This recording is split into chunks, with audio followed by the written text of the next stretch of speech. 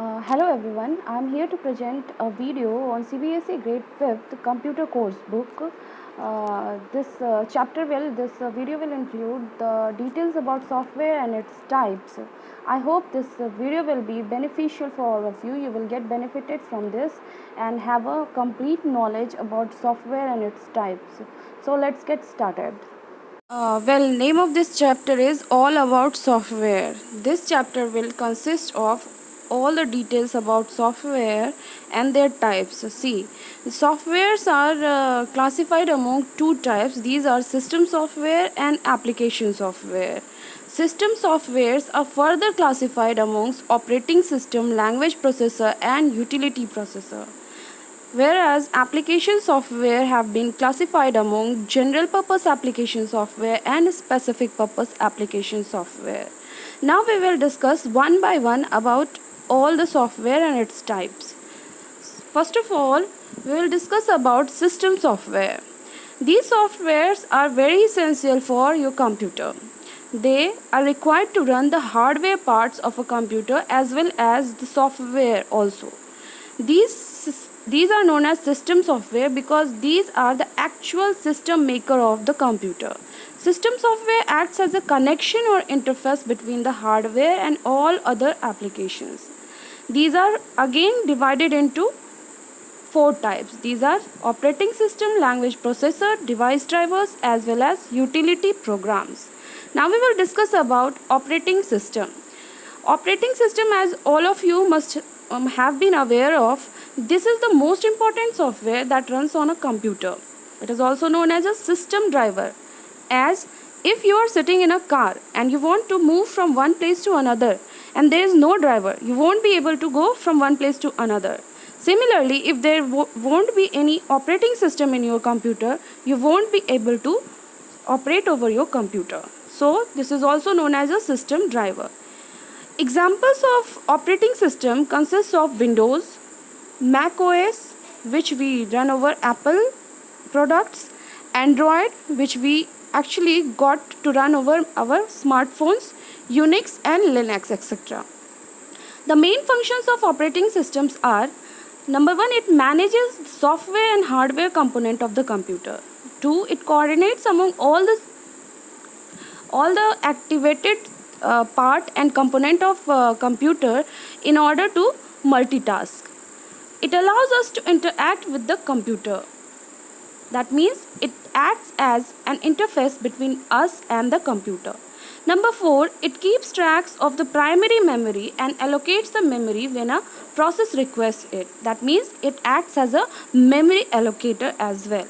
Number 5, it provides security with the help of passwords to prevent misuses of the computer. That means it actually enables password system in order to protect our computer. Moving ahead, the second one is language processor. Language processor actually is a translator. Suppose that I am knowing Hindi and you are knowing English. What if we are about to communicate? What if I want to convey a message to you? You will not understand anything if I will convey it. So we will need a translator. In the similar way, language processor is a translator which takes our language or our programming and converts that language or that programming into computer understandable instructions, that is in machine code.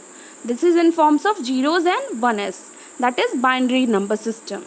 So these things are also known as language translator. There are three types of computer language, right? These are machine language, assembly language and high level language. Where machine language is a binary form of language, that is 0 and 1, assembly language uses mnemonic codes or symbols in place of 0 and 1.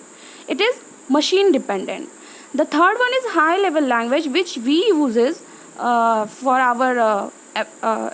our coding or programming. This is a machine independent language and easy to write, create and understand. Examples are basic C, C++, Java, etc. In this language we use coding or statement which are written in form of English statement itself. There are three types of language processor. Number one is assembler, number two is interpreter, and number three is compiler. Now we will understand about these type of language processor. Assembler converts the assembly language, that is mnemonic codes, to machine language.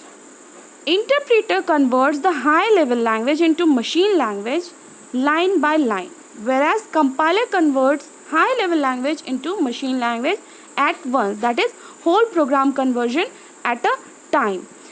The language or the program which we use to give to the computer is known as source code, that normally remains in form of assembly language or either in high level language.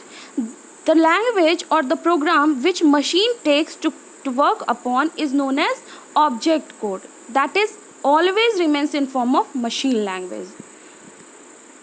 Now we will understand about device driver. What are device driver? You must have seen whenever you put or you attach a printer to your computer, you must have seen that there is a icon displaying over your computer that says installing device driver software. That means device driver manual or instructions are being installed over your computer. These device driver software are the system software that controls and monitors the functioning of a specific device on a computer. Each device like printer, scanner, microphone, speaker, that are peripheral devices, needs to be attached externally to the system that has a specific driver associated with it. These are known as device driver software. Now we will discuss about utility program. What are utility program? The application software which assists system software in doing its work smoothly is called utility software. See, utility software can be understood as a cross between the system software as well as application software. The examples of utility programs or softwares are antivirus software, which provide protection to your computer against virus attacks. It can remove and delete and make a database of any virus attacks or any virus acts happening over in your system. Examples are the Norton, Quick Heal, AVG are some popular antivirus software. Second one is file management tool. Utility software that provide regular file management tasks like browse, search, update, preview, etc. are called file management tools. Examples of file management tools are Windows Explorer, Google Desktop, Directory Opus, etc. Now we will discuss about compression tools. See, there are some files which are very larger in size. These files occupy very much space in your computer memory. In order to shrink the space or the memory of these files, we use compression tools. The examples are WinZip, WinRAR, etc. You have to compress as well as decompress in order to use those files. All these things can be done by using these tools or software. Now we will discuss about backup tools. These tools enables backing up of data. Backups are taken so that data may be restored in case of data loss. The backup data can be stored on various data storage devices whichever you are having, like pen drive, CD, DVD, etc. These are known as utility programs. Now we will discuss about the application software. Application software are designed to perform a single specialized task and nothing else. Application software is further divided into two categories. Number one is general purpose software. These software performs general functions such as word processing, calculation, painting, etc. Special features of these types of software are these are easy to operate and understand, generally comes with the OS package itself and installs easily. These are cheaper in cost and there is no maintenance charges involved. Examples are the word processing software, which includes MS Word, Google Docs, etc., which we use to make documents. Spreadsheets, examples are MS Excel, Google Sheets, etc., over which you can